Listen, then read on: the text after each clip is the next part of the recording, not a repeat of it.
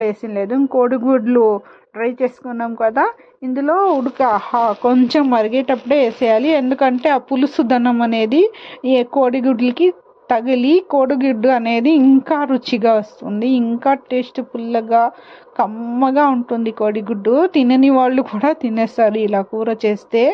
ఇది నాకైతే చాలా ఇష్టం కోడిగుడ్డు పులుసు. మీరు కూడా చేసుకొని తిని వడ్డించండి. ఈ వీడియోని వచ్చిన వాళ్ళు ఎలా చేయాలో ప్లీజ్ కామెంట్ రూపంలో పెట్టండి. నగంగా ఇందులోనే వైట్ రైస్ చేసేస్తున్నాను. ఆకలి అవుతుంది అని చెప్పినాను కదా, ఇంకా పులుసులో ఇంకా రైస్ అయితే చాలా బాగుంటుంది. వేడి వేడి పులుసు వేడి వేడి అన్నం తింటా ఉంటే నా సామిరంగా భలే ఉంటుందండి ఇది టేస్ట్. మధ్యాహ్నం పూట కదా ఇంకా ఆకలి ఇంకా చేసేస్తాము. ఇంకా ఆల్మోస్ట్ అయిపోయినట్లే పులుసు అనేది. చూడండి చిక్కదనం వచ్చింది. ఇంక ఫైనల్